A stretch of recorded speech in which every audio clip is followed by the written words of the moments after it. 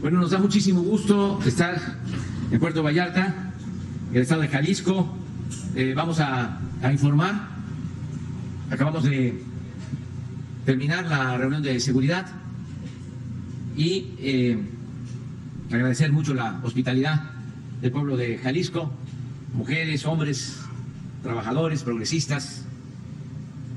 Reiterar nuestro apoyo, nuestra solidaridad al pueblo de Jalisco.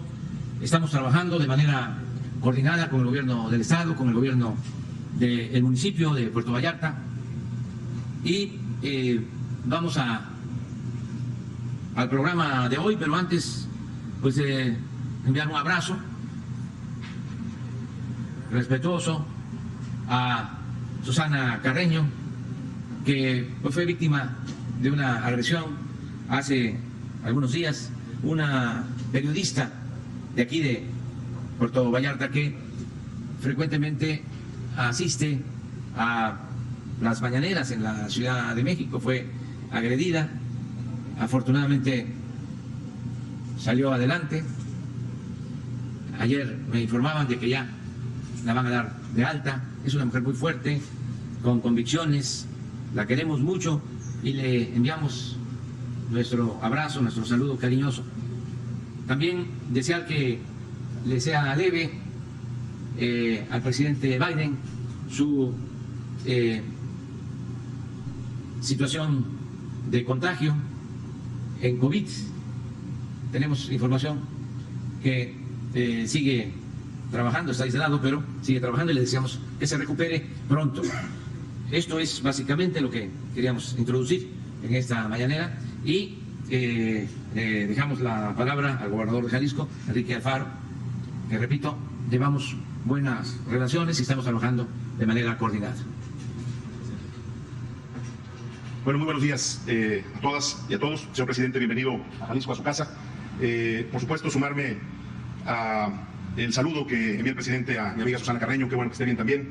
La conocemos de hace muchos ayeres y es una mujer a la que aprecio y valoro. Qué bueno que se vaya recuperando y le mandamos un abrazo solidario. Me da mucho gusto poder el día de hoy informarles que la revisión que hicimos de la agenda de seguridad con el señor presidente de la República y su gabinete, pudimos corroborar, señor Sacín, que ya tenemos prácticamente 2 años en los que Jalisco está en la incidencia delictiva total por debajo de la media nacional. Revisamos caso por caso con el señor secretario de la Marina, la secretaria de Seguridad, el Ejército Mexicano y la Guardia, cómo vamos, pero este es el dato de la totalidad de delitos. El secretario de la Marina dará más detalles en la parte de seguridad, pero creo que es un ejercicio, como siempre, importante el día de hoy porque pudimos platicar con el presidente sobre temas específicos de la agenda en los que estamos trabajando. Aunque prácticamente en todos los delitos tenemos números a la baja, también afinamos algunas cuestiones de la estrategia y seguiremos poniendo nuestro mayor empeño para mantener una coordinación efectiva con las autoridades federales y seguir enfrentando este que sin duda es el reto más complejo de la agenda pública en este país. Por supuesto, abordamos el tema de la zona norte, de la manera como estamos atendiendo algunas cuestiones que se han suscitado ahí, particularmente los límites con Zacatecas y Durango. Platicamos del tema y estamos en una ruta de trabajo coordinada con el gobierno de la República y el gobierno de Jalisco.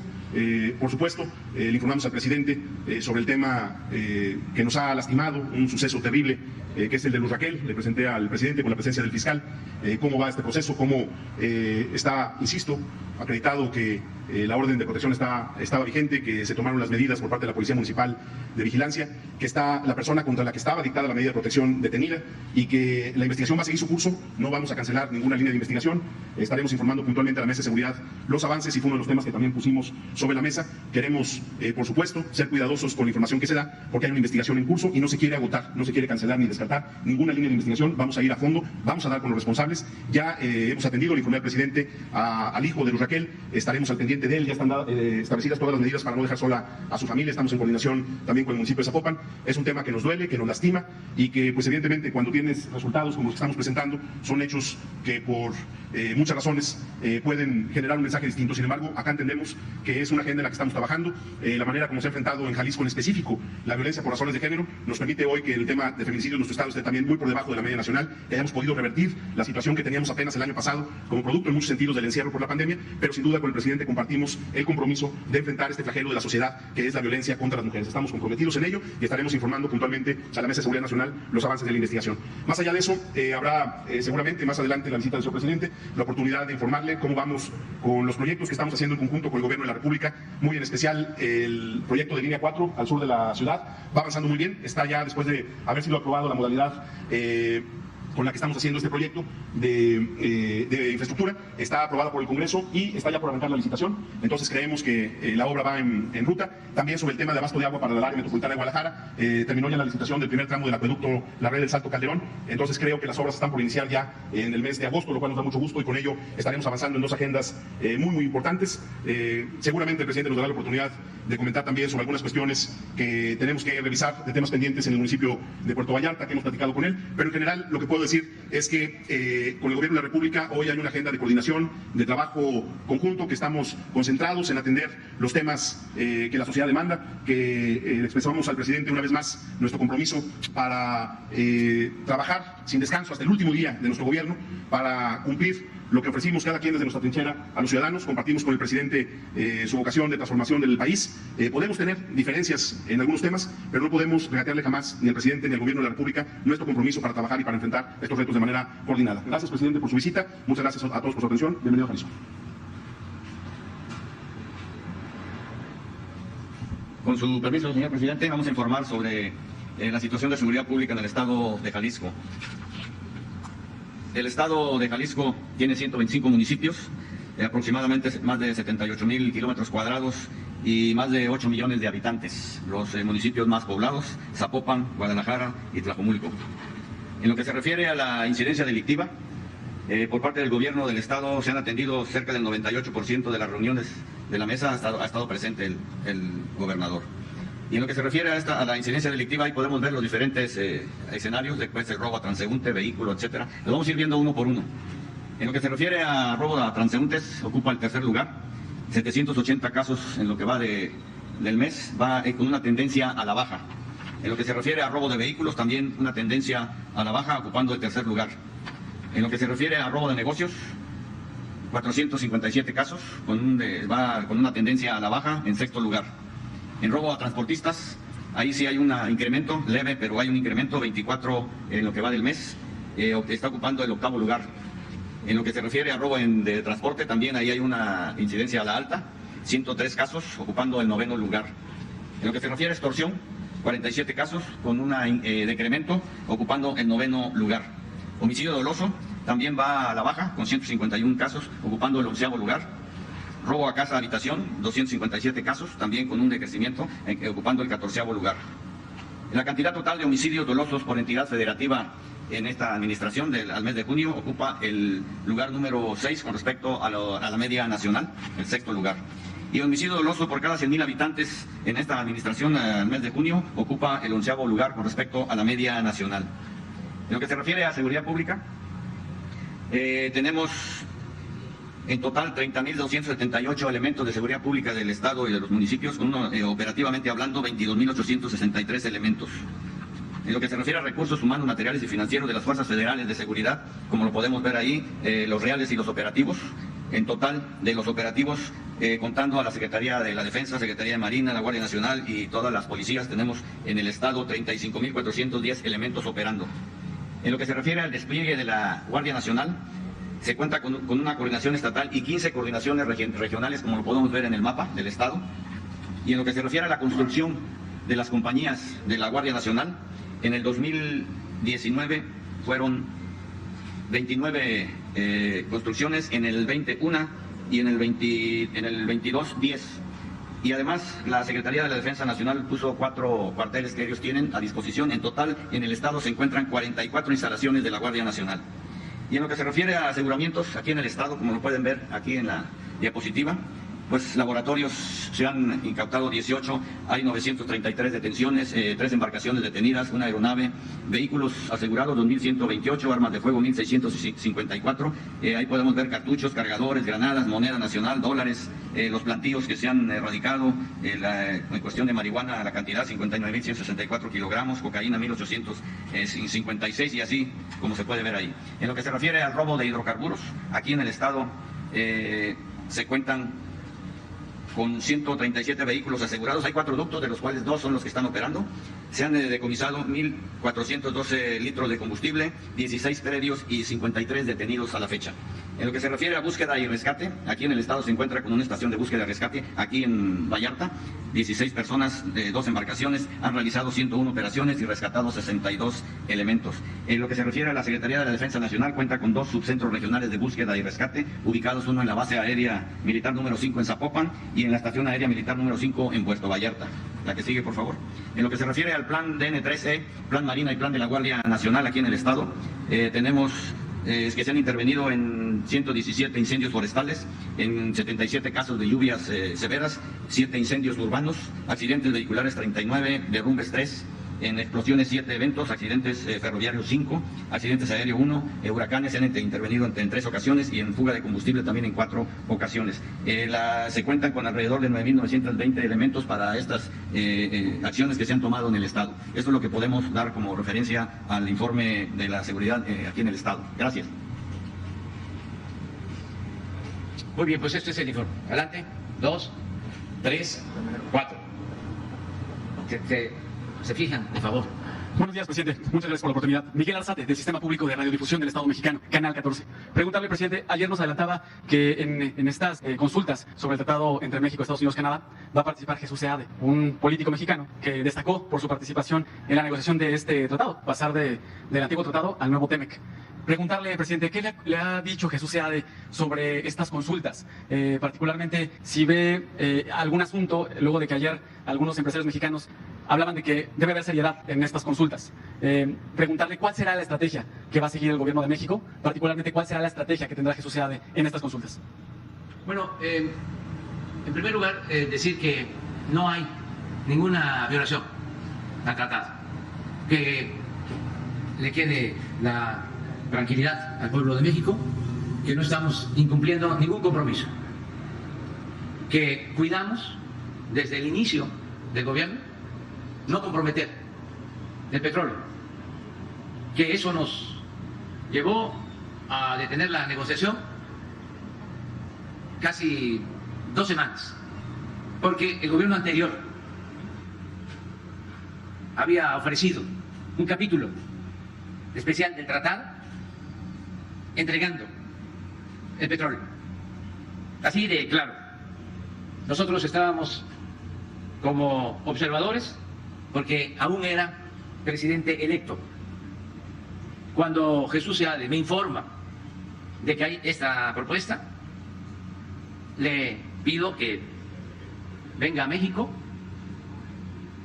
y se analiza el capítulo que ya habían aceptado las autoridades mexicanas en ese entonces, de manera especial el secretario Videgaray y Guajardo.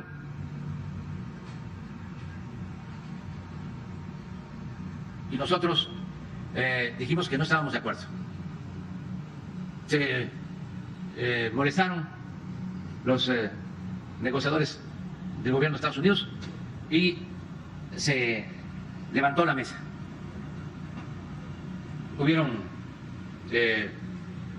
planteamientos acerca de que lo mismo de siempre, que si no aceptábamos nos iba a ir muy mal, iba a haber devaluación.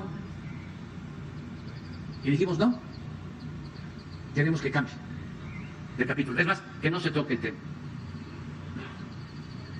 Pasó el tiempo, ellos no querían informarle al presidente Trump porque consideraban de que se iba a agravar la situación. Al final tuvieron que decirle, y la respuesta del presidente Trump fue de que se aceptara lo que nosotros proponíamos. Y por eso el capítulo se limita a 2 párrafos. Sería hasta importante que se pusiera. Creo que es el 8º, para que se conozca, porque es motivo de orgullo. Fue lo primero que hicimos, resistir esa presión, porque ya los gobiernos neoliberales ya habían aceptado en todos los acuerdos que se negociara el petróleo de México. Por eso también el razonamiento del gobierno de Estados Unidos era de que por qué con ellos no, si ya se habían suscrito acuerdos, incluso con Canadá, y lo estaban considerando como un hecho discriminatorio, que nosotros no queríamos con ellos tener el mismo acuerdo. Les dijimos que los tratados anteriores se habían suscrito por gobiernos neoliberales, neoporfiristas, entreguistas, y que nosotros nos estaba eligiendo el pueblo para cambiar la política económica. Eso fue lo que quedó, miren, lo que dice: reconocimiento del dominio directo y la propiedad inalienable e imprescriptible de los Estados Unidos mexicanos de los hidrocarburos. Reconocimiento del dominio directo y propiedad inalienable e imprescriptible de los Estados Unidos mexicanos de los hidrocarburos. Según lo dispone este tratado, las partes confirman su pleno respeto por la soberanía y su derecho soberano a regular con respecto a asuntos abordados en este capítulo de conformidad con sus respectivas constituciones y derecho interno en pleno ejercicio de sus procesos democráticos. 2. En el caso de México y sin perjuicio de sus derechos y remedios disponibles conforme a este tratado, Estados Unidos y Canadá reconocen que reconocen México se reserva su derecho soberano de reformar su constitución y su legislación interna. ¿Dónde está el cambio de reglas? México tiene el dominio directo y propiedad inalienable e imprescriptible de todos los hidrocarburos, todos, en el subsuelo del territorio nacional, incluida la plataforma continental y la zona económica exclusiva situada fuera del mar territorial y adyacente a este, en mantos o yacimientos, cualquiera que sea su estado físico, de conformidad con la Constitución Política de los Estados Unidos Mexicanos. ¿Saben? Esto fue lo que quedó de un legado de traición a México, que ya habían negociado. Ayer le pedía yo a Jesús que lo diera a conocer, a ver si hoy se puede, de cómo estaba esto que quedó así. Y lo que me llama mucho la atención, no sé a ustedes, es que haya tanto traidor a la patria en nuestro país, que en vez de defender a México, defienden los intereses de países y de empresas extranjeras. Es increíble. Se cierne todavía el espíritu de Santana, de Porfirio Díaz, de Salinas de Gortari.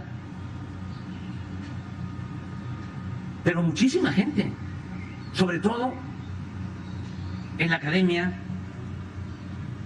con los pseudointelectuales, expertos internacionalistas, ¿cómo quisieran que nos castigaran los extranjeros, que nos fuera mal? Es increíble. Tenemos una relación de más respeto con los gobiernos extranjeros que con estos entreguistas. Claro, no hay que olvidar lo que hicieron los conservadores cuando nos quitaron el territorio, nos arrebataron más de la mitad del territorio, cuando el Gran Zarpazo, 9 estados de la Unión Americana pertenecían a México. Bueno, Santana tuvo mucho que ver por su actuación irresponsable. Se comportó como un mal general y como un mal ciudadano. Y se tuvo que ir al exilio. avergonzado por la gran tragedia. Y los conservadores lo fueron a buscar. Ya había gobernado México, había estado de presidente de México en 10 ocasiones. Y por su culpa nos arrebatan la mitad de nuestro territorio. Se va al exilio Santana y van los conservadores a traerlo de nuevo. Y todavía regresa y vende otra parte del territorio nacional, la Mesilla. 10 millones de pesos. Hasta que surge el movimiento liberal encabezado por Juan Álvarez, el plan de Ayutla, y ya, se va. Y ahí andaba todavía, cuando la intervención francesa fue a decirle al presidente Juárez que se ponía a sus órdenes. Ya no. Bueno, ¿qué pasa también cuando son derrotados los conservadores en la guerra de reforma? También se van al extranjero y traen a Maximiliano. Van todo el grupo de conservadores. ¿No tienes por ahí la foto de Miramar? Que por cierto, estamos en el estado donde vivió y murió muy feliz el gran escritor de Noticias del Imperio, Fernando del Paso, que aprovechamos para homenajearlo porque él debió recibir el Premio Nobel de Literatura. Gran escritor. Era originario de la Ciudad de México, pero escogió Jalisco para vivir con su familia. A ver si lo encontramos. No, es que es importante por los jóvenes. Y ahora está sucediendo lo mismo. Están pidiendo que les vaya bien a los extranjeros y nos vaya mal a nosotros. No vamos nosotros a seguir con la política entreguista. Y no hay ninguna violación al tratado. Además, son procedimientos que están establecidos. Es una consulta para establecer comunicación, aclarar cosas, que va a llevar 75 días. Y luego, si no se está de acuerdo, se va a un panel internacional. Yo voy a aprovechar a informar el día 16 de septiembre, el día de nuestra independencia, sobre este asunto. No vamos a informar antes, ese día. ¿Y por qué el 16 y no el 15? Porque el 15 es el grito. Y la verdad que ese acontecimiento histórico se dio en la madrugada del día 16. Y ya tenemos pensado que vamos a convocar al pueblo la noche del grito en el Zócalo. Y al día siguiente vamos a llevar a cabo el desfile militar conmemorativo. Y ahí vamos a fijar nuestra postura sobre este asunto. Pero no vamos a ceder, porque es un asunto de principios, tiene que ver con nuestra soberanía. Eso les cuesta trabajo a los intelectuales orgánicos. ¿Saben ustedes que para imponer el neoliberalismo, entre otras cosas, entre muchos sofismas, empezaron a manejar de que ya estábamos en el fin de la historia, de que ya para qué acordarnos o darle sitio o lugar a la memoria histórica, y que eso del patriotismo, del nacionalismo, eran conceptos caducos, anacrónicos. Todo eso fue parte del discurso. Por eso salen de las universidades como licenciados en Relaciones Internacionales, o hacen maestría en Política Exterior, hasta en el Colegio de México. Y son los técnicos que defienden al gobierno de Estados Unidos y de Canadá, mexicanos que defienden los intereses de empresas extranjeras y de gobiernos extranjeros. Llama la atención, presidente, en este caso, que cuando México solicitó este mecanismo para revisar el tema automotriz con Estados Unidos, casi ningún medio puso el tema como se está poniendo ahora en primera plana y se buscan reacciones. Casi ningún medio lo hizo cuando México utilizó este mismo mecanismo con Estados Unidos. Pareciera que hay medios en nuestro país que les da como vergüenza defender a la CFE y a Pemex. Presidente, ¿por qué pasa esto? ¿Por qué hay medios que están en este sentido Por eso, con este tema? por esto. No puede haber un acto más vergonzoso de traición que ir a buscar a un príncipe al extranjero para que gobernara nuestro país. Y así han sido los conservadores siempre. Y los medios de información, con honrosas excepciones, pues son así. Hablaba yo de la carta o del regreso de Santana. ¿Quién lo llama? El ideólogo de los conservadores de ese entonces, Lucas Alamán, es el que le envía una carta y le dice: venga, no se preocupe, nosotros somos dueños de los periódicos principales de la capital y de los estados. Nosotros manejamos lo que ahora se llama opinión pública. Antes se le conocía como opinión general. Entonces, siempre los medios han jugado ese rol, ese papel. Claro, han habido momentos gloriosos del periodismo independiente, opositor, el periodismo de la época de la Reforma, de la época de Zarco, el periodismo de la época de la República Restaurada, el periodismo que fue precursor de la Revolución Mexicana. Había aquí en Jalisco un periódico opositor, se llamaba Juan Panadero. Y bueno, aquí escribían en periódicos de Jalisco opositores a Díaz, y pues cómo no acordarnos del Diario del Hogar de Filomeno Mata. ¿Cuántas veces Filomeno Mata estuvo en la cárcel y le destruyeron su imprenta? El mejor periodista que pienso ha existido en nuestro país, Daniel Cabrera, el hijo del Aguizote, enfermo en la cárcel de Porfiriato. Los hermanos Flores Magón, muchos, pero ahora, ¿dónde están? Muy pocos. Los cooptaron. Es la consigna del vasallo, lo que impera, obedecer y callar. Por eso, es muy buena tu observación. Han habido 4 o 5 consultas.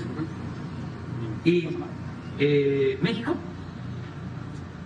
solicitó consulta en contra de Estados Unidos, junto con Canadá.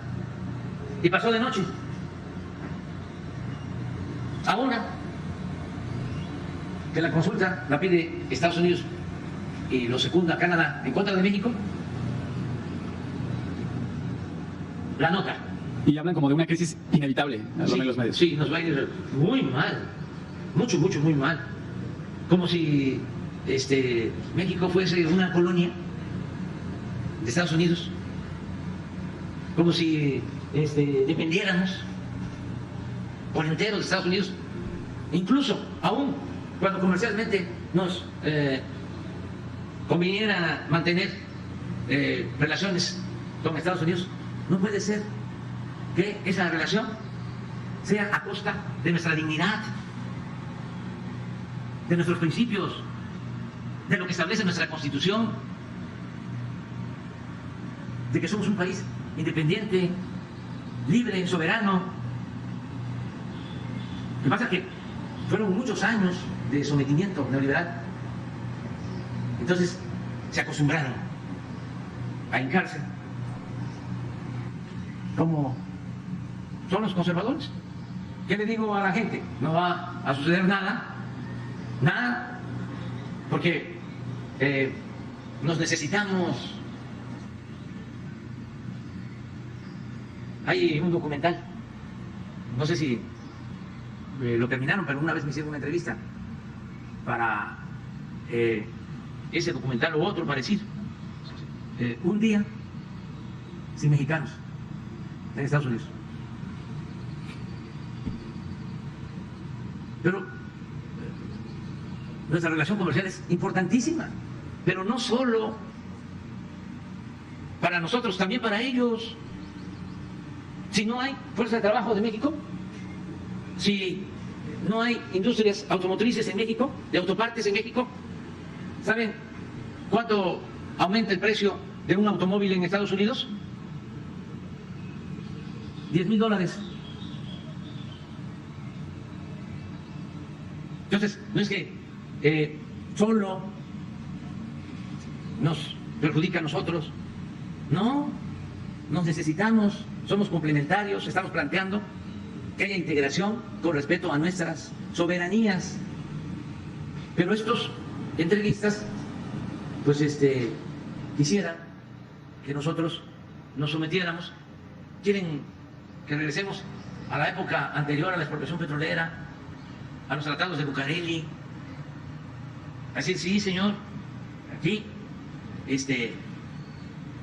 esta es su propiedad. México es tierra de conquista. Vengan, como era antes, y establezcan sus cotos de poder. Y tengan hasta sus ejércitos, sus guardias blancas,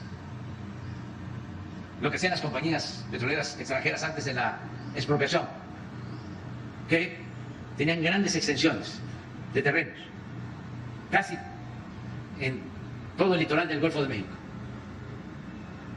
Para los jóvenes, vean una película, un documental, La Rosa Blanca, de Bruno Travi, se les recomiendo.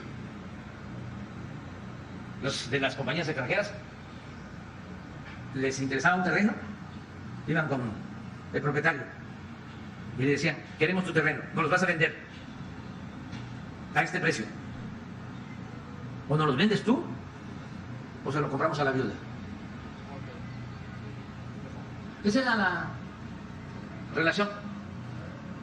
Pero esto pues no se entiende porque fue mucho la enajenación que se produjo en el periodo neoliberal.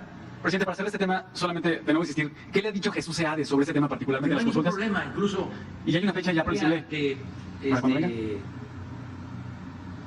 a ver si está Marcelo cuando consultamos a Jesús, porque esto ya lleva algún tiempo, hace como 3 meses.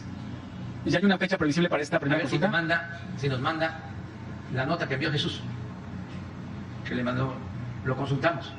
También hay que aclarar algo en la cuestión eléctrica. Acaba de resolver la Suprema Corte de que es fraude legal lo de el autoabasto, fraude legal, porque hubo una reforma a la ley eléctrica, se opusieron, no ganaron los conservadores, el bloque, y acudieron a la Corte,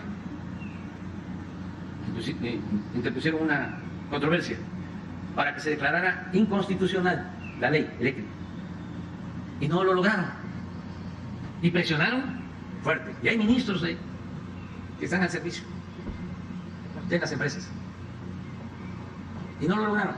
Entonces, legalmente no existe ninguna violación al tratado. Esto que les menciono, de que se declara fraude legal lo del autoabasto, está apoyado por la mayoría de los ministros de la Suprema Corte. Fue unanimidad. Entonces, ¿dónde está la violación al tratado? Qué bien que nos llevamos tiempo en este asunto, pero he estado viendo, me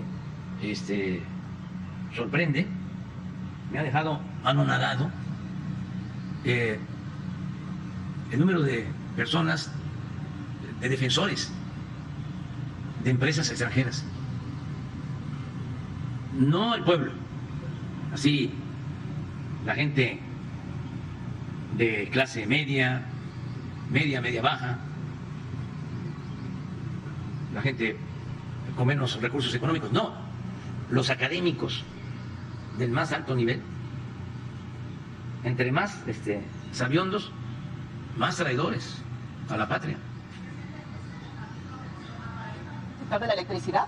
Sí, y además en el mismo tratado se establece el procedimiento para lo que tiene que ver con la electricidad. Porque dicen, es que un argumento de una experta, de un experto, es que esto tiene que ver nada más con el petróleo, no tiene que ver con la comercialización o con el comercio.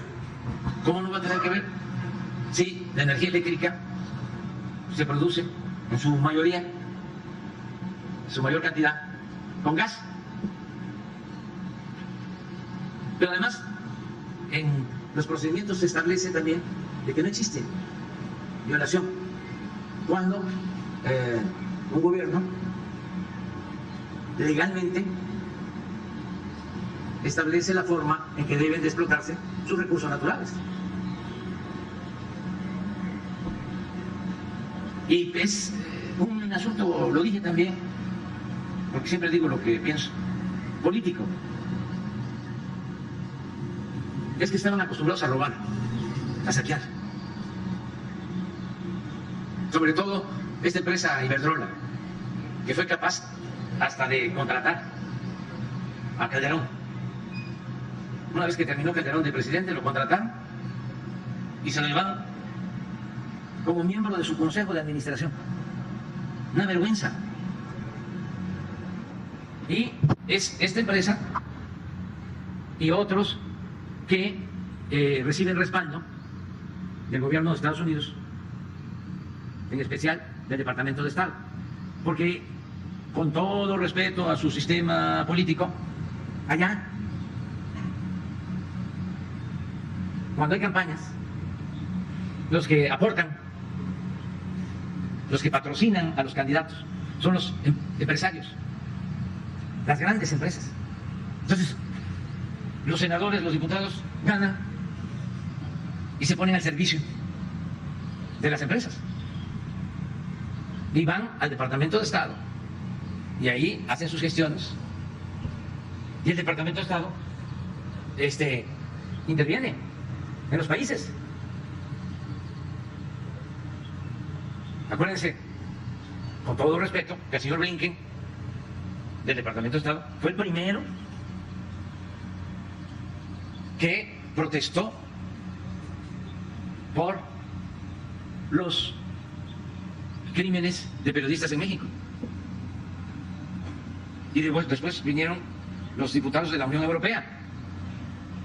Por eso yo, como a él le importa mucho la situación, como a nosotros, de los periodistas en México y de los periodistas en el mundo, yo por eso ahora les estoy pidiendo que dejen en libertad a Julián Assange.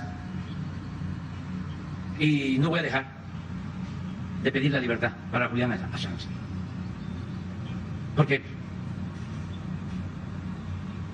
ese está injustamente detenido, no cometió ningún crimen, lo único que hizo fue dar a conocer unas prácticas injerencistas que causaban daño, violaban derechos humanos. Por eso hablé de la estatua de la libertad, porque ¿cómo van a tener en la cárcel a uno de los mejores periodistas, si no es que el mejor periodista de nuestro tiempo? ¿Y dónde queda la libertad de expresión? Digo, hablando con claridad, sin medias tintas, para entendernos. ¿Quién sigue?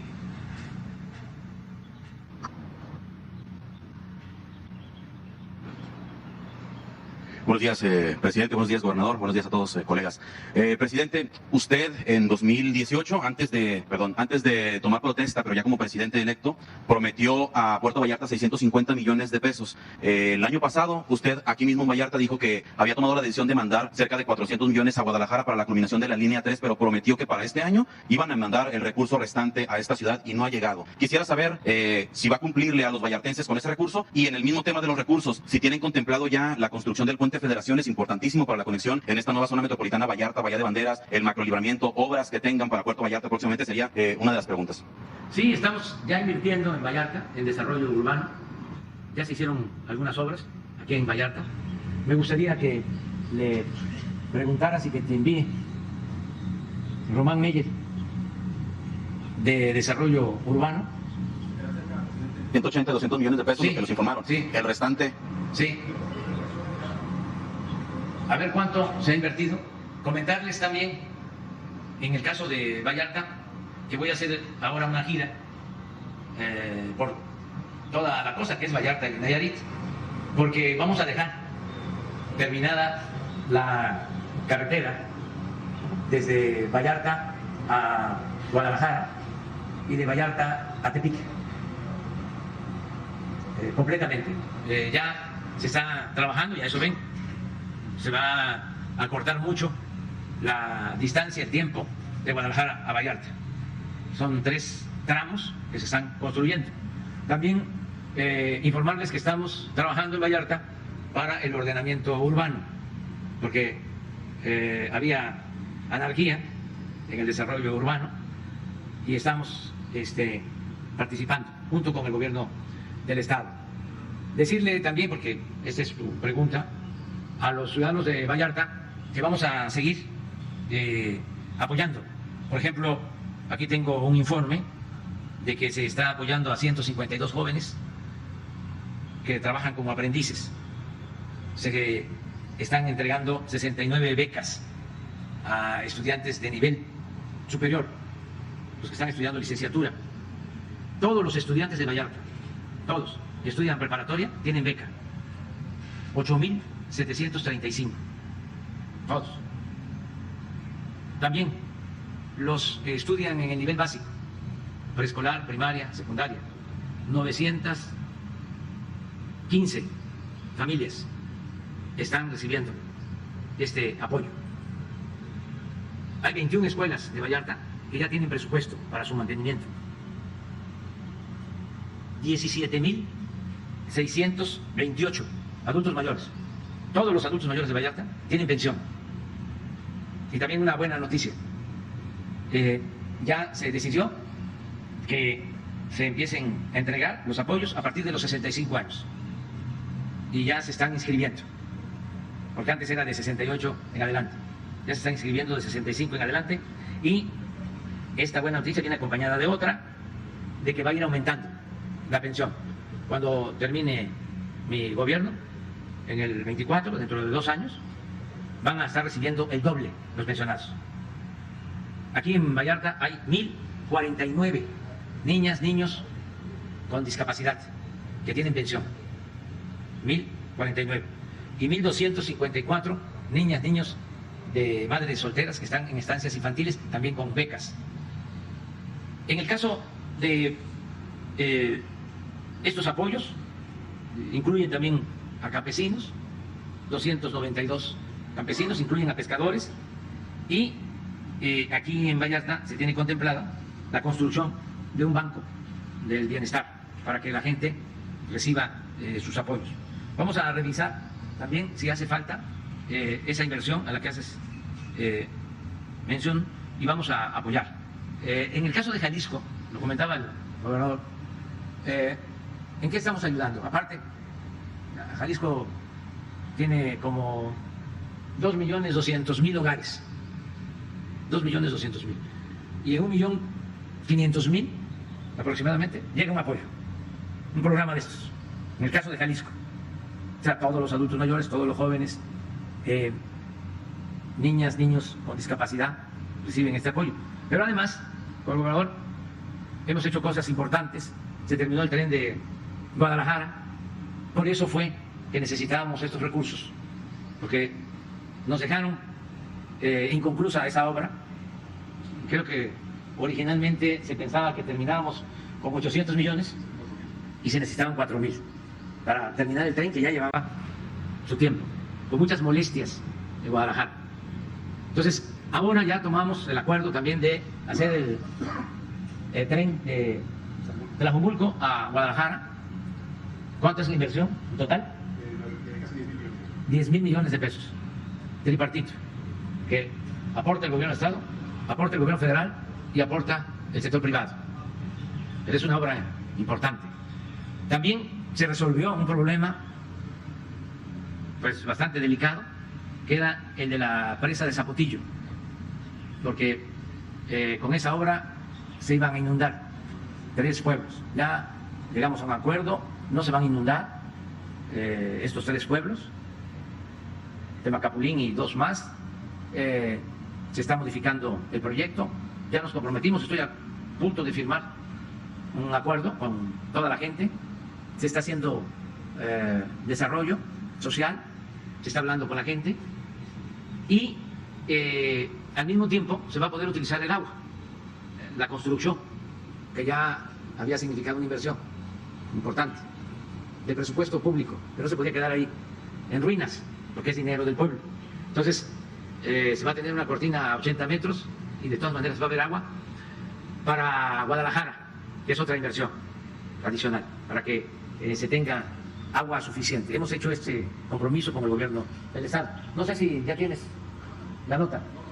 Bueno, ahora lo vemos. Pero sí, vamos a apoyar, a seguir apoyando en Vallarta. Me gustaría insistir, presidente, en el tema del puente de Federaciones, si lo tiene contemplado para el próximo año, porque es muy importante, ya los gobernadores de Jalisco y de Nayarit lo han mencionado, incluso se habló de que la iniciativa privada pudiera entrarle con los recursos. Preguntarles directamente si lo tiene contemplado e insistir también, esperando que puntualice la cantidad de recursos que ya se inyectaron en Vallarta, el restante de los prometidos, si van a llegar el próximo año. Y en otro orden de ideas, el año pasado usted vino el 2 de agosto aquí a Puerto Vallarta, ese día además lanzó o anunció un programa nacional de bacheo en municipios, no sé si tenga algún detalle, pero a finales de ese mes de agosto, Puerto Vallarta fue golpeado por el huracán Nora, que dejó severas afectaciones, muchas personas, comerciantes damnificados, sobre todo en la zona del río Cuale. Y pues con el paso de las semanas la gente esperaba que el gobierno federal apoyara y lamentablemente pues no hubo tantos apoyos como se esperaba. Estamos ya nuevamente en el temporal de huracanes y ciclones tropicales y Puerto Vallarta está en la zona por donde pueden pasar estos meteoros. Vamos a contar con el apoyo del gobierno federal en caso de que, ojalá que no ocurra, pero en caso de que una eventualidad de estas pase en este año, o será como el año pasado en el que los recursos pues no llegaron para los afectados. Serían claro. esas. O sea, sí, ¿Cómo se apoyó? ahora mismo lo informamos. Es que esto es lo que hemos invertido. 263 millones. O sea, porque sí se invirtió. Y vamos a ver si tenemos posibilidad de comprometer para el año próximo los recursos que hagan falta. Lo del puente también lo vamos a ver. Aquí está soplándome el secretario de Gobernación de que sí, ya está. Yo no quiero afirmarlo hasta que no tenga yo elementos, porque no es lo de antes. Les vamos a hacer el puente. Oiga, pero si aquí no hay río, hacemos el río. ¿Sí? O sea, ya no es así. O sea, los compromisos se cumplen. Y me gustaría que pusieras el informe sobre el apoyo a damnificados y lo que se hizo el año pasado con las inundaciones. Lo tiene Daniel, el apoyo que envió Laura Velasco. Nosotros no dejamos a ningún pueblo sin apoyo. Cuando hay huracanes, cuando hay desgracias, bueno, empezando porque los primeros en llegar son los marinos con el plan Marina o los soldados con el plan DN3. Pero no lo puedes poner.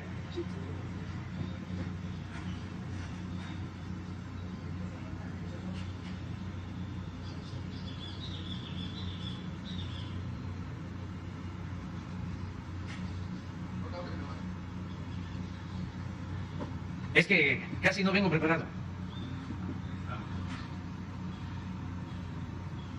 En general, todos los días estoy recibiendo información atento.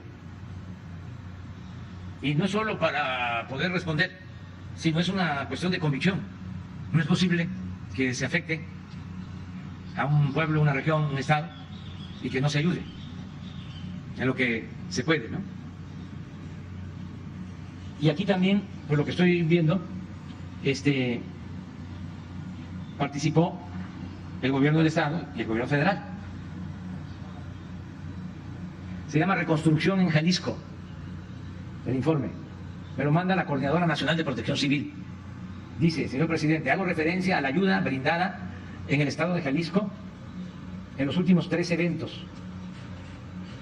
Monto total aproximado del gobierno federal, 1.230 millones de pesos. Monto total del estado, 458 millones de pesos.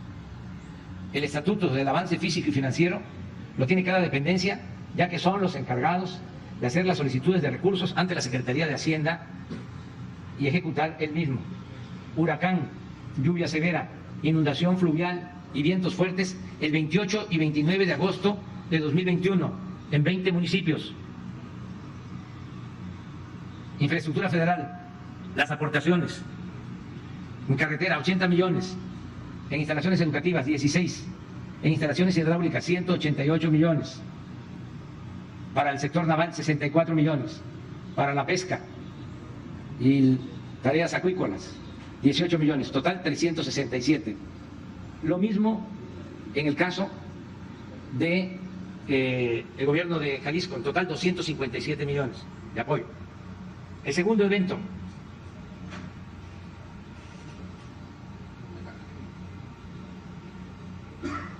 a ver si lo amplían.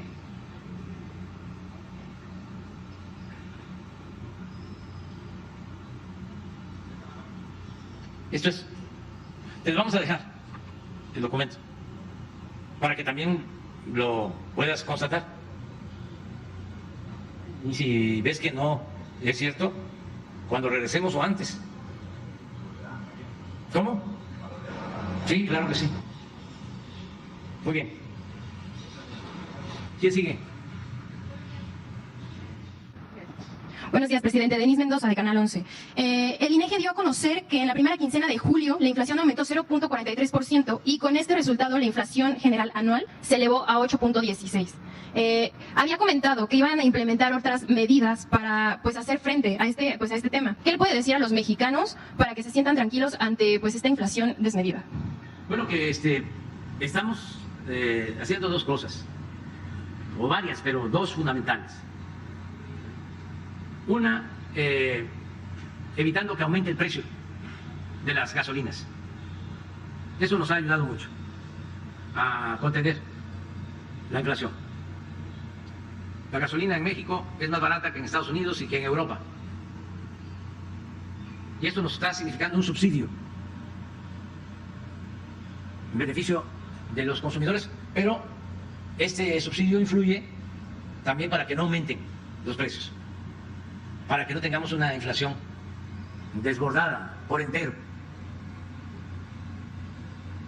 Siempre pongo el ejemplo, creo que este dato lo dieron hoy, ¿verdad? En la mañana.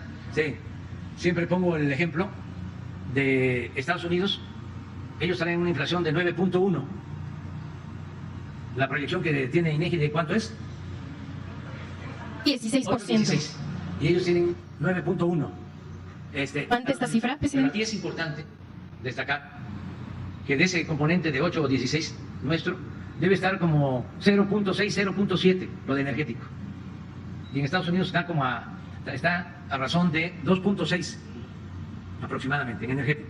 Por lo que estamos haciendo, que fue tu pregunta. Esto nos significa una inversión que no gasto de cerca de 500,000 millones al año, de continuar así, todo el año, un año completo. Sin embargo, como estamos nosotros produciendo más gasolinas que antes, por primera vez en muchos años se tienen utilidades en la producción de gasolina. Esto ayuda a compensar ese subsidio. Pero lo que ayuda más es que ya llevamos 3 meses con un precio de petróleo crudo de exportación, la mezcla de petróleo que se vende al extranjero, por encima de $90 el barril. Entonces, en el balance, aun cuando estamos subsidiando la gasolina, el diésel, los combustibles, salimos a mano. No nos significa un déficit. Incluso tenemos un pequeño porcentaje, una pequeña cantidad a favor. Esto lo hicimos nosotros primero que en otros países. Ahora ya lo están haciendo en otras partes. No es para presumir, pero sí nos copian a veces. Lo segundo es lo de los alimentos. Ahí es donde tenemos más problemas. Porque si bien en Estados Unidos lo que les impacta más en inflación son los energéticos, a nosotros nos impactan más los alimentos. Incluso más que a ellos, el incremento en el precio de los alimentos. Y por eso estamos ahora impulsando toda la actividad productiva, porque la fórmula es ser autosuficientes en energéticos y ser autosuficientes en alimentos. Eso es lo que hemos propuesto desde hace muchos años, a diferencia del modelo neoliberal. ¿Qué decían los tecnócratas? Que no había que producir en el campo, se desmanteló toda la política de fomento al sector agropecuario, porque se partía del principio o del criterio de que en un mundo globalizado se podía comprar en el extranjero lo que se necesitara. Pero eso no es así. Ese es un asunto, una visión muy economicista, porque ahora, con la pandemia, con la guerra en Ucrania, han aumentado, por no hablar de otros temas, no solo el precio de los fertilizantes. Antes producíamos nosotros los fertilizantes, y ahora los tenemos que comprar, porque se privatizó Fertimex. Entonces, cuestan más los fertilizantes, pero no solo eso, el transporte marítimo ha aumentado hasta en 10 veces el costo del transporte de mercancías. Entonces, si se produce en México, nos ahorramos el flete. Y por eso estamos ahora impulsando mucho la producción de autoconsumo. Esto es, que se produzca maíz, frijol, y estamos fortaleciendo nuestras plantas de producción de fertilizantes. Y el plan que tenemos es que se van a entregar fertilizantes gratuitos a 2 millones de productores a partir de este año. Nos dejaron unas plantas. Es una historia de corrupción que me va a llevar tiempo aquí explicar. Pero en pocas palabras, en el tiempo de Salinas privatizaron las plantas. Y el gobierno del presidente Peña las compraron de nuevo. O sea, son privatizadores y son estatistas al mismo tiempo. Además que las que compraron, además de pagar un sobreprecio, hay juicios, porque hubo una planta de fertilizantes que pagaron $200 millones más de su valor de avalúo. Y se compraron plantas en Lázaro Cárdenas, Michoacán, que ya estaban en un mal estado, casi en ruinas. Entonces, las estamos rehabilitando. Este año empezamos ya con la rehabilitación de esas plantas. Son $530 millones que estamos destinando para producir más fertilizante. El fertilizante se extrae del gas, es la materia prima principal. Del gas se saca el amoníaco y del amoníaco se saca la urea, y estamos rehabilitando estas plantas. Pero además, ahora que fui a Estados Unidos, le planteé al presidente Biden, a los integrantes de su gobierno, al secretario de Agricultura de Estados Unidos, de que nos vendieran a precios justos 1 millón de toneladas de fertilizantes. Y aceptaron. Entonces vamos a tener fertilizante porque, ojalá y me equivoque, pero se va a prolongar el periodo de inflación. Nosotros vamos a controlarlo, pero necesitamos actuar. Esos 2 millones, ese millón de toneladas de fertilizantes es para que se entregue fertilizante gratuito a 2 millones de productores de autoconsumo, los ejidatarios, pequeños propietarios que tienen pocas superficies y que producen para el autoconsumo. También, aquí aprovecho para informar, eso le corresponde al gobernador porque él ha ayudado en las gestiones, pero ya se va a abrir la exportación de aguacates de Jalisco a Estados Unidos. Ya no solo va a ser Michoacán, esto va a ayudar, no tiene que ver con los básicos, pero ayuda mucho al campo.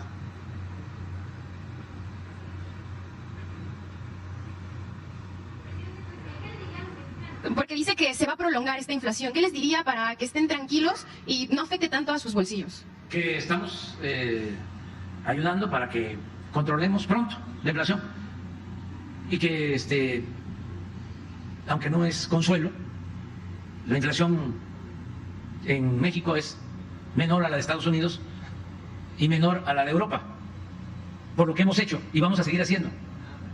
Y así, con optimismo, sin caer en triunfalismos, decirles de que vamos a salir bien, que vamos a controlar la inflación pronto. Y el dato de ahora lo que demuestra es eso, aunque se incrementa, pasa de 8.1, a ver si tienen ahí el dato, pero ya traíamos 7.99. Incremento 0.43 y ya se tiene 8.16%. Así es, o sea, traíamos 7.99 y pasó el promedio 8.16. En Estados Unidos, el último dato, traían 8 y pasó a 9. Digo, para compararnos. Desde luego no queremos que haya incrementos de precios, estamos trabajando en eso, pero ahí vamos. ¿Qué ventajas tenemos?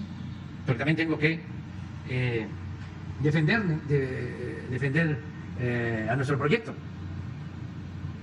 Antes, o sea, porque hay algunos que piensan que, por ejemplo, la delincuencia, como ayer, que planteaban de que los desaparecidos, ¿no? 100.000 en nuestro gobierno, como si la violencia hubiese surgido con nosotros, por la manera en que manejan la información. Y no dan otros datos. Por ejemplo, ¿qué nos ayuda a nosotros ante este problema? De que hemos incrementado el salario, como no se veía en más de 30 años. O sea, el salario se ha incrementado por encima de la inflación. Esto ayuda a que no haya pérdida de poder adquisitivo del salario. Durante los 30 años, 36 años de predominio del neoliberalismo, el salario en muchos años estuvo por abajo de la inflación. La pérdida de poder adquisitivo del salario en los 36 años fue del 70%. A ver, lo explico de manera sencilla. Cuando inició la política neoliberal hace 36 años, un kilo de tortilla, un salario mínimo alcanzaba para 50 kilos de tortilla. 50 kilos de tortilla. Cuando nosotros llegamos al gobierno, el salario mínimo alcanzaba para 5 kilos. Y ahora, a pesar de la inflación, alcanza para 8. Pero ese mismo comparativo lo pueden hacer con el frijol, con el arroz, el aceite, la carne de pollo. Eso es protección. Antes no repartían utilidades a los trabajadores. El año pasado se repartieron 200.000 millones de pesos de reparto de utilidades a trabajadores. Un año anterior 100,000. ¿Por qué aumentó al doble? Porque hicimos una modificación legal.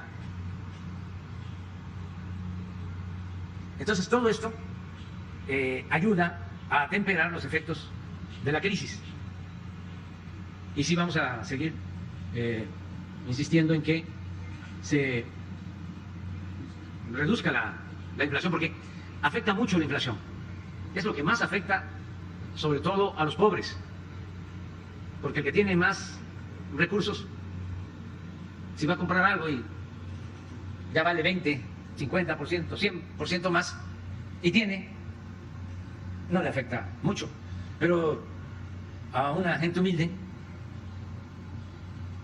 si el aumento es del 10%, del 15%, afecta bastante, afecta más. Entonces estamos conscientes de esto. A propósito, deseo que se pongan de acuerdo los telefonistas con la empresa, o la empresa con los telefonistas, que haya acuerdo, que se concilien, que si están así, que se corran, que aporten los dos. Y yo lo deseo porque es una empresa mexicana, y lo deseo en beneficio de los trabajadores.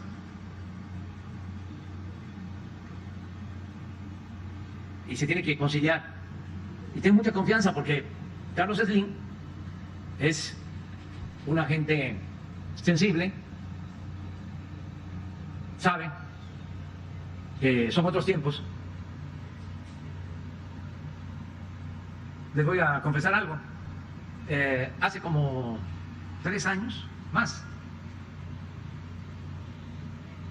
me mandó una gráfica sobre los salarios de Slim, la evolución de los salarios en México.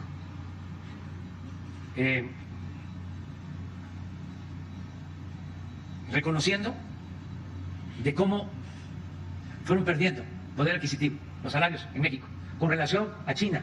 ¿No tendrás la fórmula? Ten mi libro. Esa gráfica me la envió él. Porque cuando empieza China a tener mucho crecimiento económico, se manejaba de que su ventaja comparativa con relación al mundo eran los bajos salarios que pagaban. Pero eso fue al inicio y no fue ese el único factor que influyó en que creciera la economía de China. Pero al paso del tiempo resulta que los salarios en China son más altos que los salarios en México. Y esa gráfica creo que es en la salida, en la economía moral. Bueno, esto él me lo envió. En efecto, esto es en el 2000. Este es China y este es México, en salario. Pero miren, para los aplaudidores, los que le queman incienso al neoliberalismo, ven. En cambio, el salario en China. Pero les voy a comentar otra anécdota sobre lo mismo. Ahora que estuvimos en Estados Unidos, nos reunimos empresarios, o con empresarios de Estados Unidos y de México. Intervino Slim y dio a conocer algo parecido, pero comparando salarios de México con Estados Unidos. Entonces, él sabe no solo de lo que significa mejorar el salario, sino también de la importancia que tiene la seguridad social, las prestaciones. Además, él me ha expresado que Teléfonos de México ha salido adelante frente a competidores por sus trabajadores. Entonces yo creo que sí van a llegar a un acuerdo. Y también conozco a Francisco Juárez, el dirigente de los telefonistas, y es un hombre recto y responsable. Entonces, puede ser que hoy ya lleguen a un acuerdo, si no mañana. Yo pienso que a más 3 meses más. ¿Eh? No, porque no va a ser. No, yo creo que para octubre, noviembre ya empieza a bajar. Ese es mi pronóstico. Porque van a empezar también a cambiar las condiciones internacionales. A nosotros nos gustaría mucho de que se llegara a un acuerdo de paz entre Rusia y Ucrania, porque eso nos ha afectado a todos y no hay que descartarlo, porque se puede llegar a un acuerdo. La política se inventó para evitar la guerra y todas las guerras son malas.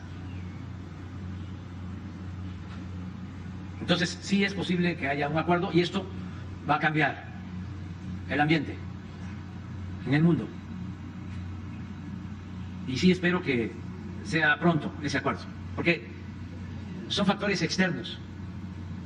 Hemos padecido dos calamidades que nos han traído muchos dolores, sufrimientos externas, la pandemia y esta inflación que es mundial, propiciada, más que nada precipitada, exacerbada por la guerra en Ucrania, que ya venía mal la economía, se complicó con la pandemia y terminó de agravarse con la guerra.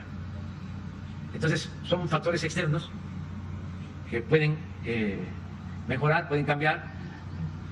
Por eso celebro también que ya no hay el ambiente que hubo al inicio de la guerra. ¿Se acuerdan? Sanciones y declaraciones y acusaciones mutuas. Como que se ha serenado un poco el ambiente mundial. Entonces, sí pueden haber oportunidades de un arreglo. Eso es lo que puedo ver. Ya se nos pasó el tiempo. Ayer me regañaron muchísimo porque nos fuimos a ver. Gracias, presidente. Para el gobernador. Buenos días. Mencionó hace rato que Luz Raquel tenía una orden de protección vigente. Sin embargo, sucedió pues este homicidio, la quemaron viva. ¿Quién no actuó ante esta situación? ¿Por qué la asesinaron después de que tenía esta protección? Pues porque tenemos un ambiente y una circunstancia social que nos obligaría a reflexionar a todos. Estamos hablando de un acto de violencia brutal. Ni todas las medidas que pueda disponer el gobierno, de cualquier nivel, son suficientes cuando hay la determinación de cometer un acto tan atroz.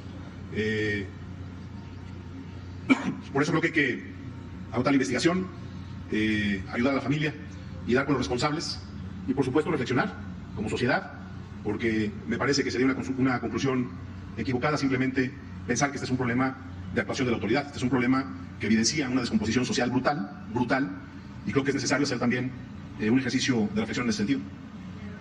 ¿No tiene nada que ver con que alguien del gobierno de seguridad no hizo bien su trabajo? Por supuesto que no. A pesar de que tenía esta protección vigente. La presencia y el acompañamiento de la Policía Municipal de Zapopan fue permanente a partir de que se emitió la orden de protección. La orden de protección estaba judicializada.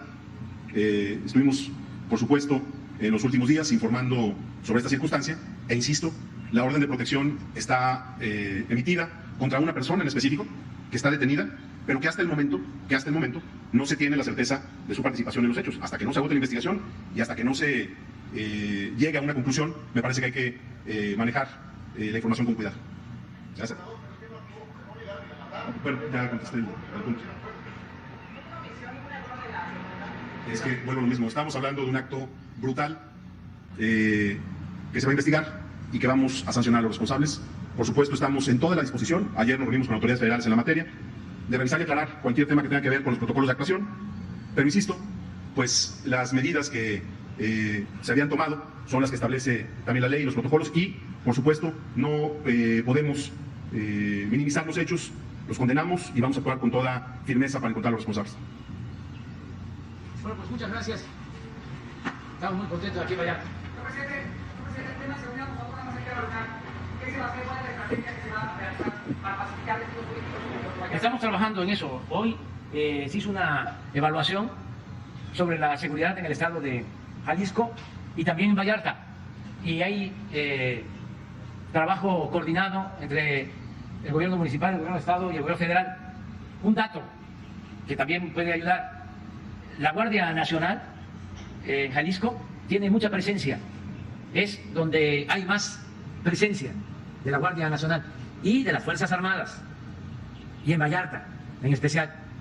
No actúa solo la Policía del Estado, sino estamos trabajando de manera conjunta. Es importante que se tome en cuenta, que se sepa de que todos los días en la mañana se reúne el gobierno federal o representantes del gobierno federal, se reúnen los oficiales de la Armada, del Ejército, de la Guardia Nacional, las fiscalías, en este caso el Estado de Jalisco, Seguridad Pública de Jalisco y el gobernador, todos los días. Si ven lo que se informó, él ha tenido una asistencia casi del 70%. Eso antes no se hacía. Entonces, todos los días se está atendiendo este problema que le preocupa mucho a la gente y a nosotros también nos preocupa y nos ocupa. Aún así, presidente, pregúntele pero continúan desapareciendo las personas, continúan matando a las mujeres, al ingresar usted aquí a la zona naval, llevo a las manifestaciones de desaparecidos, cómo se incluso existe la violencia de retenes, el crimen organizado en el Estado. Habla, a pesar de que se le ha hecho la pregunta insistentemente y usted dice que no, pero vuelvo a la pregunta, ¿habría la posibilidad de cambiar la estrategia de seguridad? No, es que está dando resultados. Aunque los conservadores, nuestros adversarios, digan lo que quieran y algunos les hagan caso. Pero si no funcionara la estrategia, nosotros seríamos los primeros, por honestidad intelectual y porque es nuestra responsabilidad, en decir, hay que cambiar la estrategia porque no funciona. Pero no, estos datos que estamos dando son del INEGI, no son nuestros. Y el INEGI es una institución autónoma, independiente. Y si fuesen nuestros, tampoco nosotros seríamos capaces de maquillar cifras. No, por eso enfrentamos el debate. Porque si no tuviésemos autoridad moral, no tendríamos autoridad política y cualquiera nos podría ningunear, ¿no? ¿Cuál sería entonces el mensaje para las personas que pierden los familiares? Que es muy lamentable lo que sucede, como lo acaba de expresar el gobernador, que lo primero es abrazarlos, lo primero es expresarles nuestro pesar, nuestra tristeza, porque es imposible, es muy difícil sanar con ese dolor cuando se pierde a un ser querido. Eso lo entendemos, pero también que tengan la confianza de que todos los días estamos trabajando para garantizar la paz en el país. Nunca un presidente había atendido tanto como ahora el problema de la inseguridad y de la violencia. ¿Cuándo un presidente iba a tener reuniones de 6 a 7 de la mañana, de lunes a viernes, con todo su gabinete de seguridad? ¿Cuándo se enteraron ustedes de que se reunieran juntos el Ejército y la Marina y la Policía Federal, que ahora es Guardia Nacional? Claro que debo de cambiar de ejemplo porque no sirve la comparación. Aquello no era una corporación sólida. Eso nunca se presentaba. Es más, ni siquiera habían datos diarios de lo que pasaba. ¿Saben cuándo se tenían las estadísticas? A la semana de lo que sucedía en el país. ¿Cuándo tenemos nosotros los datos de lo que sucede? Diario. Lo que pasa en las últimas 24 horas. Entonces, decirle a la gente, estamos trabajando, estamos avanzando. Además, ¿qué hacían por los jóvenes? ¿Cuál era la mentalidad? Y sigue siendo la mentalidad de los conservadores. Que el problema se puede resolver con medidas coercitivas. ¿Te acuerdan cómo se ponían enfrente de la televisión? No me va a temblar la mano. Como si la violencia se pudiese enfrentar con la violencia. El mal no se puede enfrentar con el mal. El mal hay que enfrentarlo haciendo el bien. Pero eso está muy difícil que un conservador lo acepte. No está en su naturaleza. Para él, los seres humanos son malos por naturaleza. Nosotros no consideramos eso. Nosotros sostenemos que el ser humano es producto de su circunstancia. Y si cambia la circunstancia, cambia el ser humano. Entonces, por eso, los programas de bienestar, el que haya trabajo, el que se atienda a los jóvenes, ¿qué, decía yo, hicieron por los jóvenes? Llamarles ninis. Y lo más vergonzoso, un rector de la UNAM, que ni estudian ni trabajan, tacharlos de manera despectiva, discriminarlos. ¿Qué hacían por los jóvenes? Nada. Nada. Entonces nosotros estamos atendiendo las causas que originan la violencia y al mismo tiempo también trabajando todos los días de manera profesional, coordinada, sin permitir la corrupción. Eso es muy importante. ¿Cómo va a ser lo mismo Rosa Isela que García Luna? Podrán ser muy conservadores y admiradores de Felipe Calderón, pero llegar a cegarse. Si hay diferencias, no somos iguales. ¿Cuándo tendría esa terminación la violencia en México? Lo más pronto posible quisiéramos que sucediera esto. Y estamos trabajando para eso. Le voy a poner una gráfica. Informamos cada mes, ¿sí? Que eso tampoco lo hacían. Y diálogo circular tampoco. Sí, no. Ese tipo de persona, la gente de aquí, la gente de quizás de acá en la calle a trabajar, a ganarse, sí. Situación económica del país, que sale después de la pandemia, que busca cómo salir adelante, pero que día a día se enfrenta con hechos de violencia, sí. que mataron a un familiar. Entonces, no hay que no conozca, si no de manera cercana, Sí. a que le hayan matado a su No, ya dije, y es muy doloroso y lamentable. Nada más que la verdadera doctrina, no lo olvide, de los conservadores es la hipocresía. Entonces, esto que desgraciadamente estamos padeciendo viene de atrás. No voy a hacer la historia de la violencia en Jalisco y de el contubernio entre autoridades y la delincuencia, porque eso ya es de dominio público. Aquí en Jalisco y en Vallarta. No voy a hablar de eso. Además, es hasta de mal gusto. Pero entendamos cuál es esta nueva realidad y qué estamos haciendo.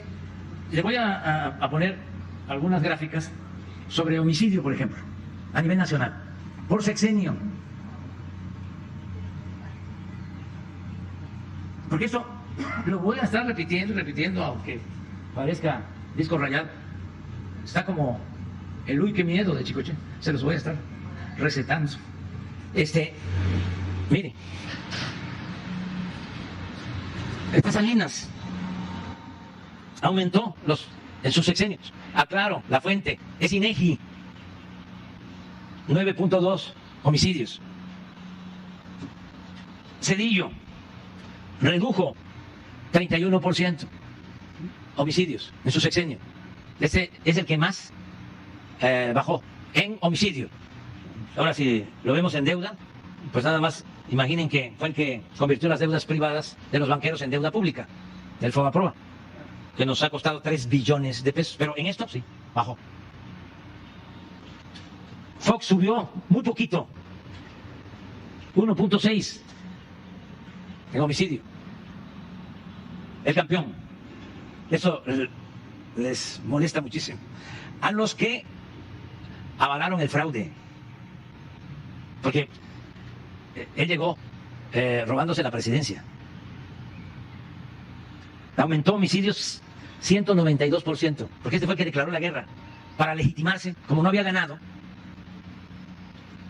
También por quedar bien en el extranjero, sin un diagnóstico de lo que estaba pasando, le pegó un garrotazo al avispero, a lo tonto, y nos metió en una situación muy delicada, por lo que tú estás planteando. Aquí es la tasa de letalidad más alta. Ahora lo voy a poner para que la vean. Porque aquí quisieron resolver el problema con el uso de la fuerza. Era mátanos en caliente. Decían a los oficiales de las Fuerzas Armadas, ustedes hagan su trabajo, nosotros nos encargamos de los derechos humanos. Pues aquí, el que estuvo de secretario de Seguridad y brazo derecho de Calderón, pues es García Luna. Y lo tengo que estar, repite y repite y repite, porque de esto no se habla en los medios. Entonces sí nos importa mucho que los jóvenes tengan información, que no sean manipulables, y ya teniendo la información, que cada quien decida libremente. Este es Peña, subió 59, y dicen, ¿qué barbaridad? ¿Es lo más alto? Pues sí, pero ¿dónde nos los dejó? Aquí. ¿Y dónde lo tenemos ahora? 9% abajo. Y me dices, ¿cuándo? Pues vamos a seguir bajando. Ahora, si les pongo, este es el más difícil, es el que más nos ha costado, pero no tienen secuestro o robo. El robo es donde hemos avanzado más. Imagínense cuánto se robaban los que no pagaban impuestos. Con relación, este nada más es Peña, 73% menos. ¿Por qué vamos a cambiar la estrategia? Claro que está complicado y es difícil. No son tortas ahogadas ni tamalitos de chipilín, pero esto es lo que tenemos que seguir haciendo. Atender las causas que originan la violencia y al mismo tiempo trabajar todos los días de manera conjunta, organizada, para que haya paz y haya tranquilidad en Vallarta y en Jalisco y en todo México. Ahora sí ya, a las tortas ahogadas.